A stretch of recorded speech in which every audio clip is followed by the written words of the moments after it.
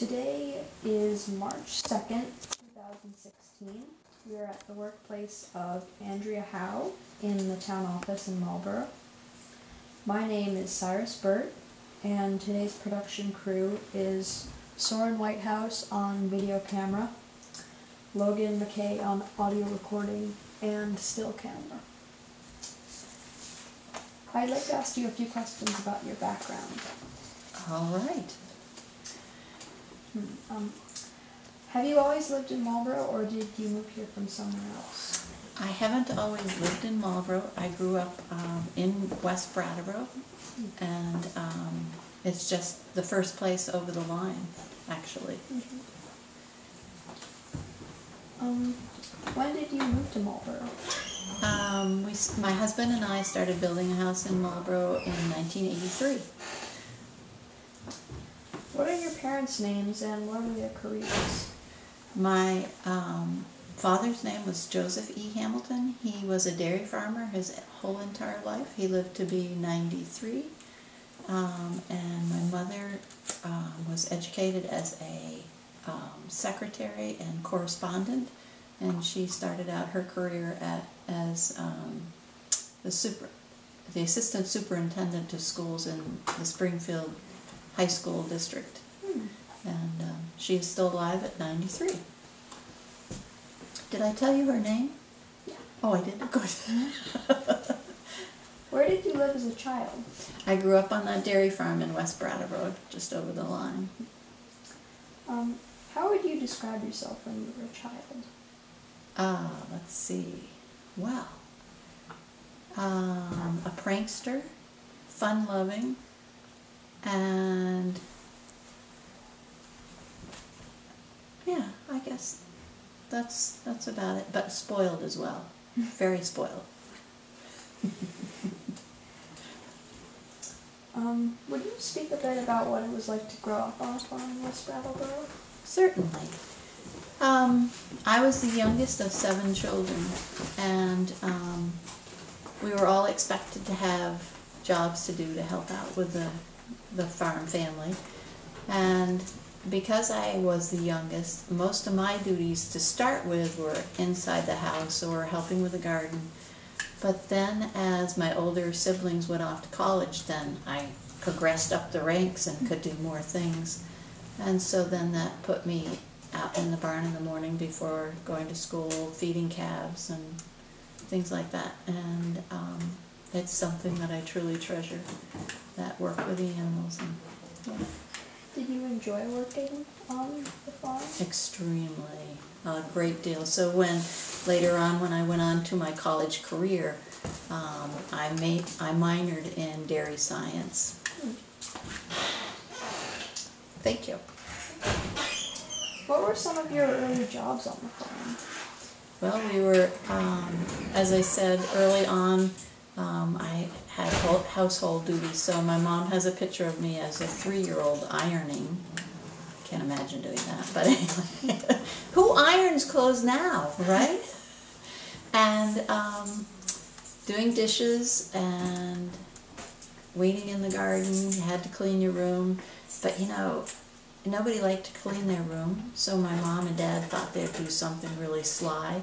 So they put money around the room on Saturday mornings when we were out doing something else, and if we turned up with that correct amount of money at the end, then they told us we were all done cleaning our room. If we didn't, and we didn't know this money was out there, and if we didn't, then we had to go back and clean our room again. But that only lasted until we figured out that they were putting money around. So cleaning our room, taking care of ourselves, and we were responsible during school days for making it to the bus at the end of the room. What was your favorite job growing up on a farm? My favorite job? I think it would have had to have been working in the barn with the animals. Would you briefly describe that job in some detail? Sure. So because calves are born there on the farm, so from the time that they're born until they enter the milking herd, until they enter the milking herd, that's about a 2-year cycle. They have to be fed and cared for so that they grow and grow healthy, so that they can reproduce well and make a lot of milk when they grow up. So as a child feeding a calf, you're responsible for weighing out a certain amount of milk for them to drink, and then there was grain allotted, and you had to make sure their we called it a manger, but now they call it a feed alley, was cleaned, and that they had fresh water, and then you had to make sure that their bedding was fresh and clean and that there was no manure or fecal matter in it. You guys pause for 1 second. I have to get my stuff out of the thing here. Sorry to interrupt. We don't mind. Do you record? Okay. Have a great evening, folks. Thank you. Hope you get some sleep. Sorry. Really? Yeah, and then one more thing. Get all my stuff ready. Okay. Is that? Whoa! Okay, close line. Almost got decapitated. Okay. Thank you. Thank you. Go. How many brothers or sisters did you have, and what are their names? I had 5 brothers and 1 sister, or I have. Oh, hold on. Wait, did I just press the record button this time? I just Yeah, it's recording. okay. Thank you. Can you hear stuff? Okay. How many brothers or sisters do you have, and what are their names? I have 5 brothers and 1 sister. My oldest brother is 10 years older than I am, and his name is Eric. And then there's Elwin, Ross, Dennis, my sister Lynette, my brother Kevin, and then myself. Where do they live now? I have, my brother Eric lives in Clifton Park, New York. He worked for the state of New York in natural resources his entire career. And he also has worked with bike path development, and so he has been awarded several awards for bike paths. The Erie Canal Bike Path is something that he founded. And then Elwin lives just down the road in West Brattleboro, and he's a retired contractor. And then my brother Ross lives in Germany, and then, let's see, Ross. And then Dennis is a teacher at Brattleboro Union High School, and he lives very close to the farm. And then my sister Lynette lives on the same road, Hamilton Road, and she's a retired U.S. government, USDA employee. And then my brother Kevin is the farmer, continuing to farm at the family farm. And then that's me. What are some of the benefits of living near other members of your family? Living near them? Well, then we get to share resources and bounce ideas off each other. My mom is an individual who wants to live at home, and so we're sharing the responsibility of caring for her and make sure her needs are met living in her home. And we get to see each other fairly regularly. Are there any downsides to living near your family? Yeah, it's like if you have to share your room with your sister. It's so sometimes your space feels like you're too close to them. But I think that's common with any family. What high school did you go to? I went to Brattleboro Union High School. Would you describe yourself differently as a teenager than when you were a child? That is a good question. Would I? No, I was still just as spoiled. But I was kind of shy, and whereas as a youngster, I think I was fairly robust and outgoing, and as a teenager, I became very, very shy. What are some of the reasons why you moved here to Marlboro? We moved here Mainly because my husband and I wanted to be close to our families, but we didn't want to be right next door to them. And my husband is a person that spends a lot of his time in the woods, and we found a piece of land that was just the perfect piece of land, and so that's why we're here. Where specifically in Marlboro do you live now? We live at 2814 North Pond Road. May I ask you how old you are now? I'll tell you the year I was born, but I won't tell you how old I am. I was born in 1955.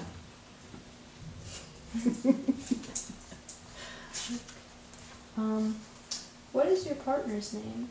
My husband's name is Phil Howe, or Philip David Howe. Where did he grow up? He grew up in Brattleboro, right near Brattleboro Memorial Hospital. How did you meet each other? We met each other in a local bar. End of the beginning of the story, I should say. Yeah.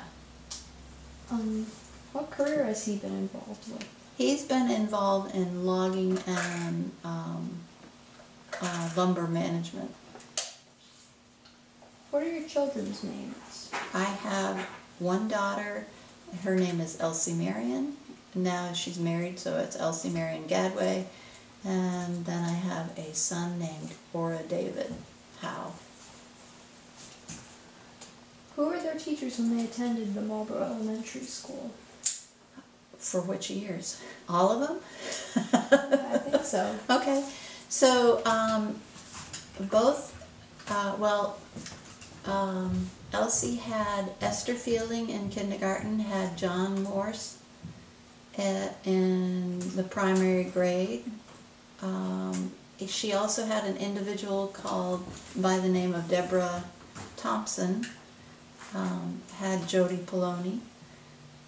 Then she went into John Esau's room, then into David's room, and then she had Peggy Tiffany and Tim Hayes in the junior high. And our son had Ellen as a kindergarten teacher. He had John Morris and Jody Poloni and John Esau, and then he went to another school. He is severely dyslexic, and that was recognized in his 4th grade. So in his 5th grade until 8th grade, he went to Eagle Mountain School in Greenfield, where they worked specifically with dyslexic individuals. What are each of your kids doing in their lives now? My daughter is a barn manager for a thoroughbred horse farm, and so she has to take care of 36 mares, and it's foaling season, so she's responsible for making sure those foals are born healthy and the mares are healthy as well. And our son is a diesel mechanic. He works as a diesel mechanic in New York State, just outside of Cobleskill, and he works on farm machinery. And he once in a while, one of his clients is Belmont Racetrack, where the horses race down outside of New York City, so he's oftentimes going down there to maintain equipment. I'd like to ask you some questions about your working life as assistant town treasurer as well as the school's bus coordinator. Let's begin with assistant treasurer. How have you learned what you need to know to be assistant treasurer? Did you study somewhere or with someone? Most of it, when I took the job, I was told that if I could balance a checkbook, I could certainly be assistant town treasurer. And so my education was in plant science, and so it didn't really, it was plant science and business management. And as I said earlier, in dairy management was a second major.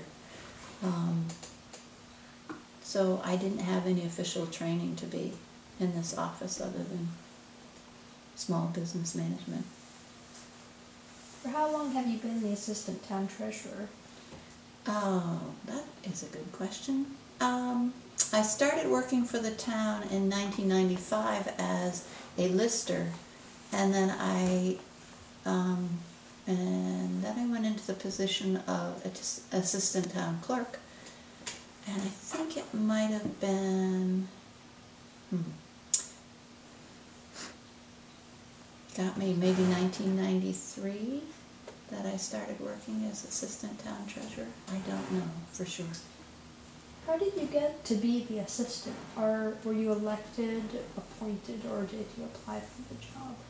I was appointed. I had been helping, because as an assistant town clerk, I had been helping during tax time, and there was a change in positions of who was the treasurer, and when that transition came about, then they asked if I wanted to be assistant town treasurer. So that's how that came about. How would you describe your job? My job is fairly routine, although basically is the payroll for employees in the town and paying the bills, making sure that we make the quarterly filing of our documents in a timely fashion, and sometimes corresponding with other municipalities about different possibilities or different things that we have going on within, and how they're dealing with those different situations. What are some of the different things you have to do in your job? So we pay bills every other week and pay payroll as well. We also are in charge of signing the school orders for the school, and just generally being in the money management portion of both of the town. What parts of your job do you spend most of your time doing? What parts of my job? Probably in payroll and paying bills, yes. Knowing what to do as assistant treasurer is one thing, but you've also got to serve the people who pay taxes in the town. Those can be two very different skills. How have you learned to do both of them? I think that's a matter of being immersed in the situation and having guidance from the treasurer herself. And we also have been to trainings and so on and so forth that the state offers for treasurers and their assistants. What has been one of the more unusual problems that people have brought to you?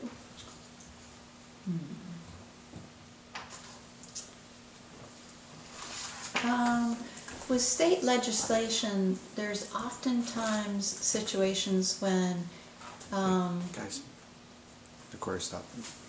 Pause for a second. Sure. How did you notice that? The lights went on. She noticed it. Thank you, Soren.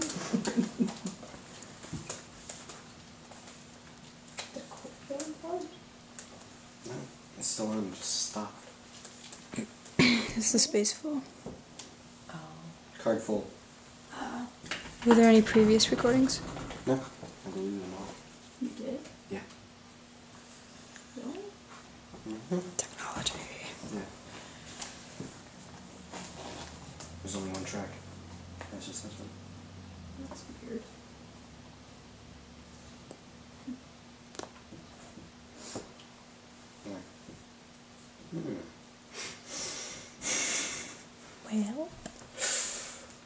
Well, I guess we'll be using we this have audio. been using the audio on the camera, so Yeah, it's kind of a pain to sync up for the short Yeah. cut interviews. so I guess it should be Yeah. for now. Okay, so we're good to continue then? Yeah, I think so. Okay. Aside from the work you do in the office, are there other duties and responsibilities of the assistant treasurer? Well, one of the things that we do is we volunteer around the community to make sure folks are getting their needs met.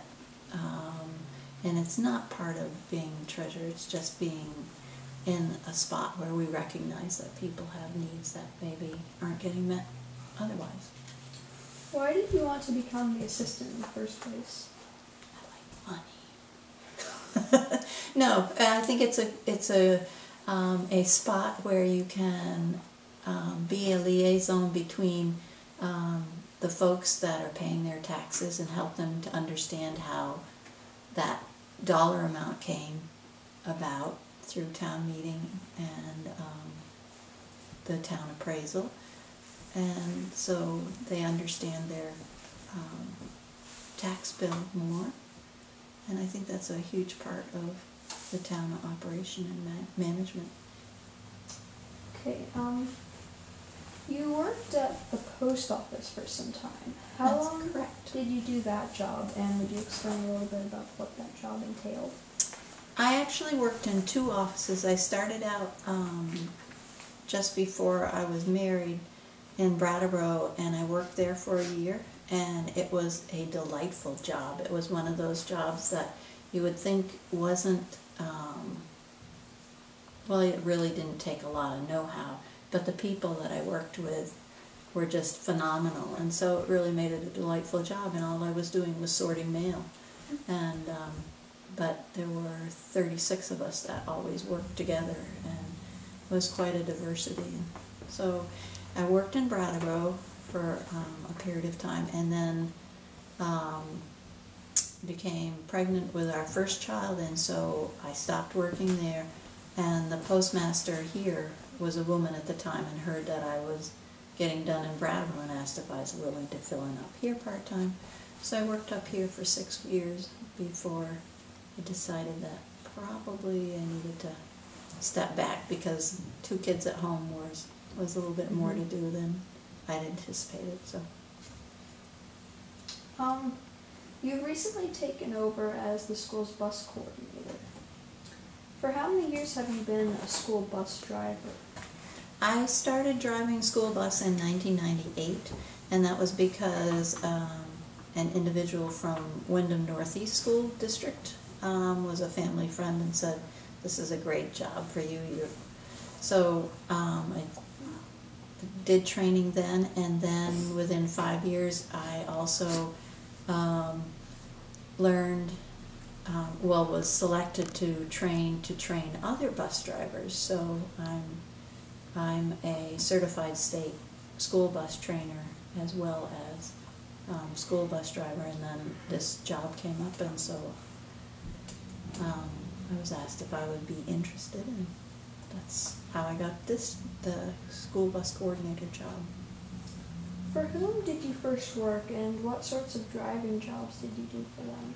So Wyndham Northeast was the first place that I drove, and that is encompasses 7 schools. It's the high school, Westminster Elementary, Grafton Elementary, Athens Elementary, Saxons River Elementary, and also Bellas Falls Elementary School. And I did some substitute work, but mainly when I first started it was driving students on field trips, basically skiing. So what led you to want to become a school bus driver?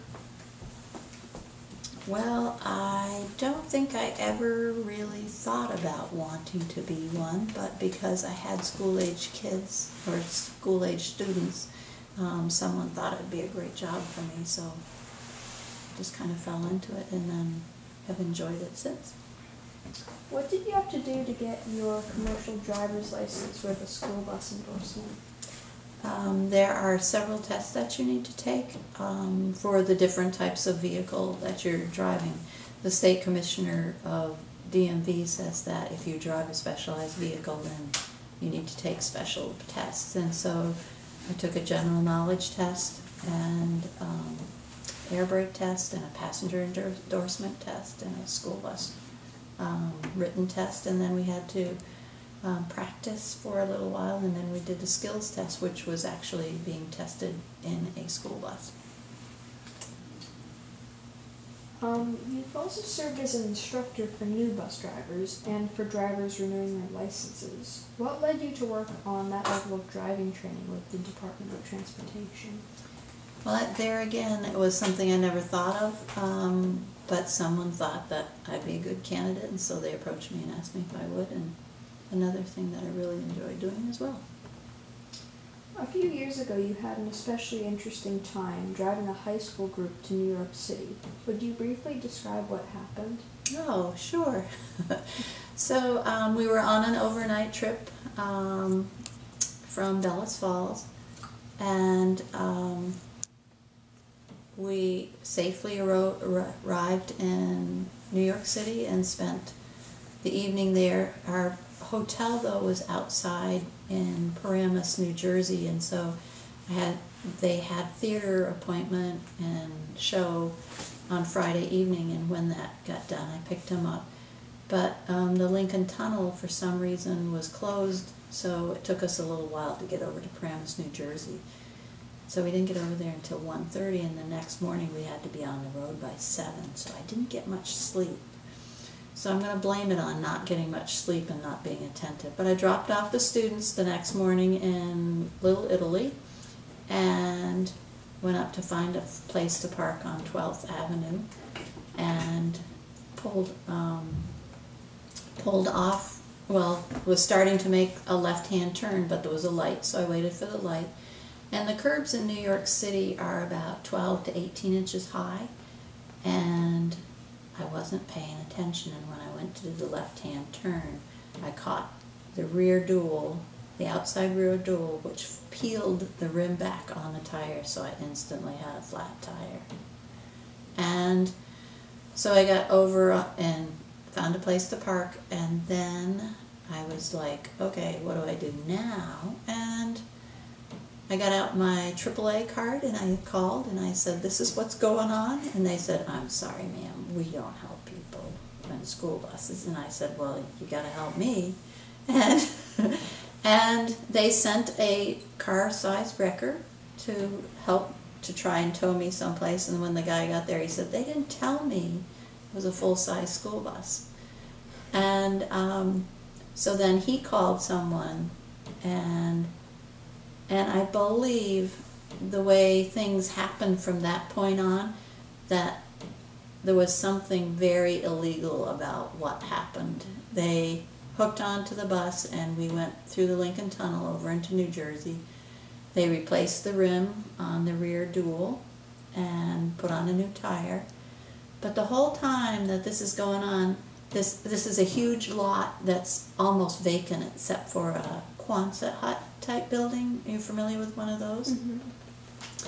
And huge lot, and way over, it's probably a good quarter of a mile away, I see the wrecker driver parking the wrecker, and then he moves in on the front. He parked it next to a huge fence. This was up, I can't remember what the route was, but this huge fence that was up surrounding this property. And once he got the wrecker parked, then he backed an excavator in front of it, and then there was a bucket loader that he swung in next to it, so you couldn't even see the wrecker sitting there. And he walked across this lot, and I watched him walk across, and it didn't dawn on me until then that that's a little strange. And then when he came up to me, he said something about, well, now I need your credit card, and I was kind of like, oh, I'm starting to feel a little uncomfortable that things aren't quite right. But it was the only thing I had was my credit card, so I gave him my credit card, and when he got all done running the credit card and whatever, and the tire was fixed, and I had a new rim, and I went back out to get in the bus, he stopped me and he said, how often do you come to New York City? And I said, maybe twice, 3 times a year. He says, you be careful, you were lucky this time. And I was just like, okay.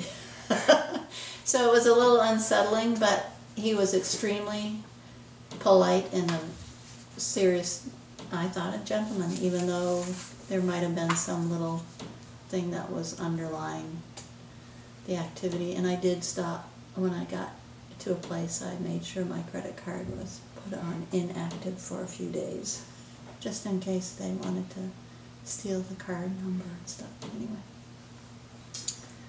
Who was the previous bus coordinator, and when did you officially become the town's bus coordinator? The previous bus coordinator was Gail MacArthur, and I became officially on July 1st, I believe, of 2015.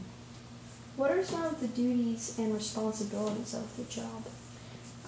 Making sure the buses are kept in good repair, safe repair. I actually had to reconstruct and rewrite the transportation policy for Marlboro Elementary School this year. Making sure that students know where the bus routes are, students and families know where the bus routes are, and making sure that the stops are safe and are well planned out. So that's basically it.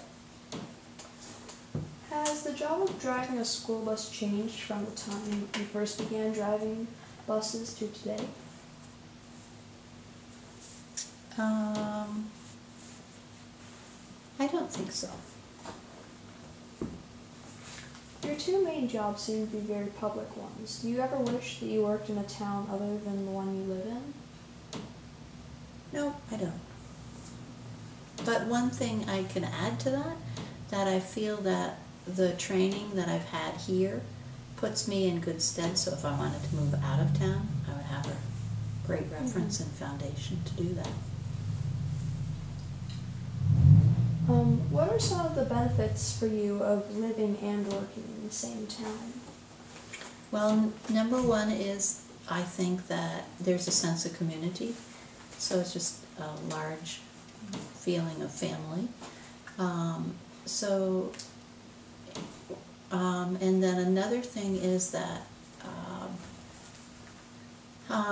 that sense of community also makes it easy to request and ask for help from other people that are in the community.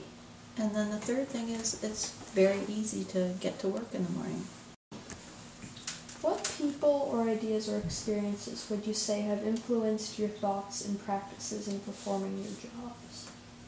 Well, definitely Linda Peters, the town treasurer, and before her it was Valicia Elliott, and she was also very clear on what should be done.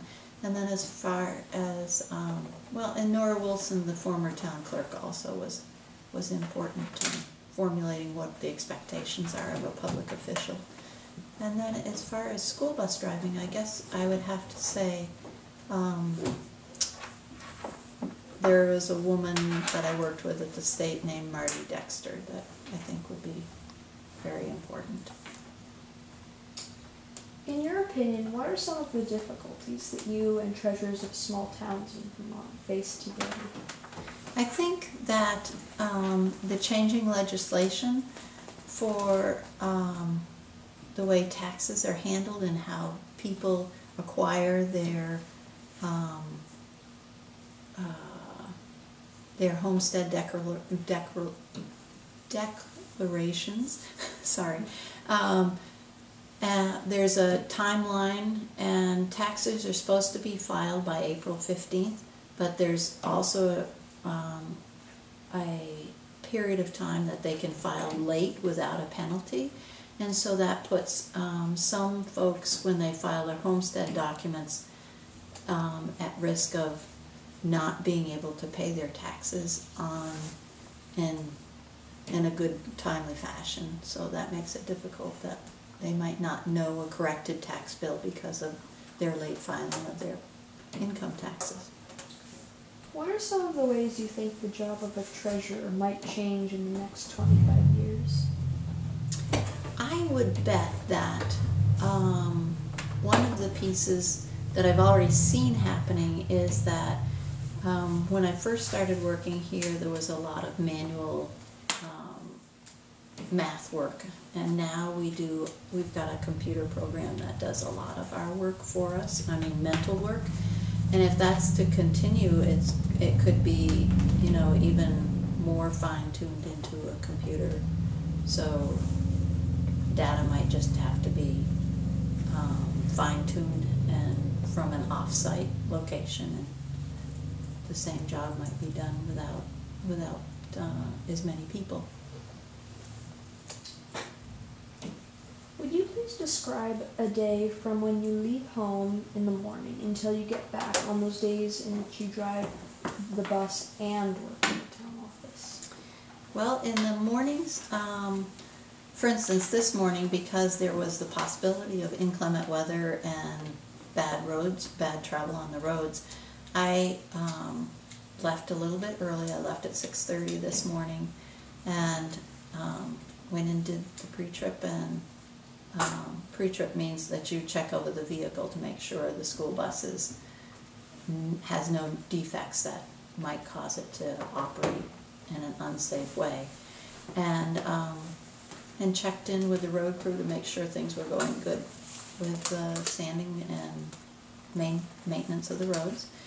And so then I left the school at about 10 after 7, picked up the students on the route and got to school by 8 o'clock, and then checked in at the school to see how if everything was okay, and it was. So then I headed up here, and I'll be going.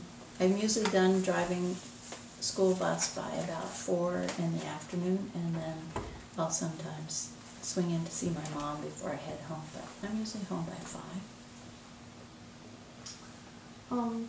What are some of the parts of your 2 main jobs that you really like?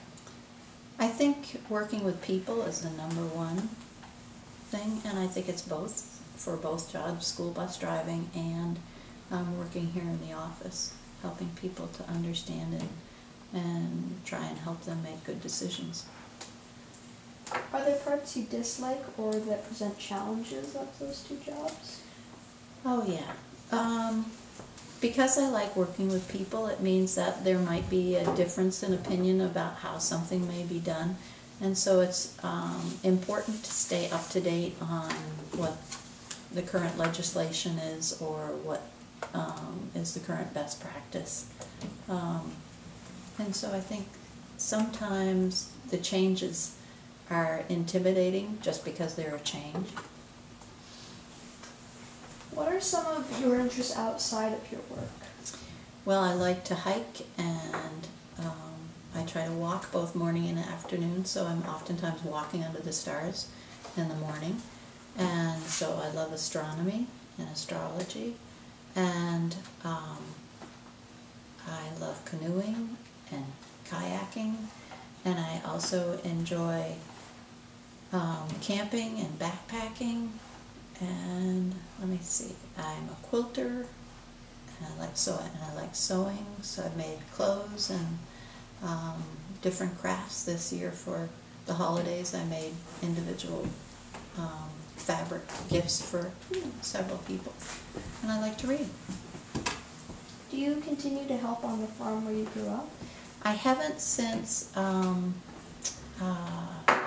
a year ago in the fall, because I've got so much going on. But until then, I had been helping with milking almost every afternoon. What people or experience would you say have influenced you in your personal life as opposed to your professional work? And in what ways have they influenced you? Well, my dad was a very strong influence. He always had a positive attitude and was never afraid to ask anyone for help, and that got him, as a dairy farmer, a progressive dairying award in the early 60s, and both for his dairy herd management as well as crop management. So he was a really good mentor to be able to say, you don't always know everything, it's okay to ask for help. And I think that because both my mom's family and my dad's family were large families, and they were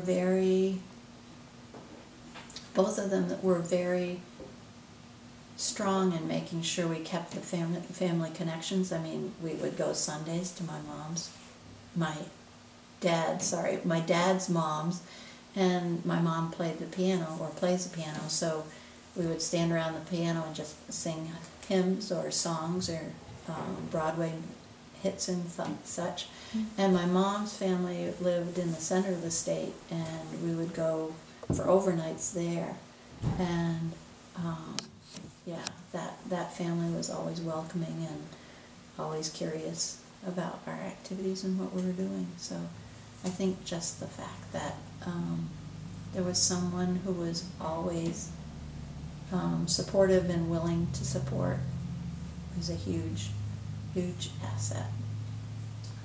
Is there anything else about your life or work in town that you would like to mention but I haven't asked you about?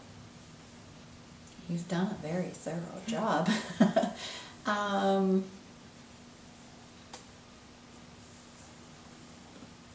can't think of anything.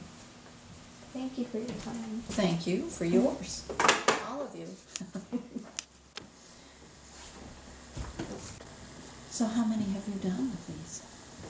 I think this is our 6th or 7th. Around there, I think. And then what are you going to do with these recordings and? We're making a website. Yeah. Oh my goodness! And then And I should warn you, you know, sometimes cameras and recorders break when you're doing when you're doing things with me, or so it doesn't matter if it's you or someone else. So just beware. yeah. And then we're also keep giving the we're putting all the raw video and audio onto a 3 terabyte hard drive to give to the Historical Society. Awesome! That's very cool. That's very, very cool.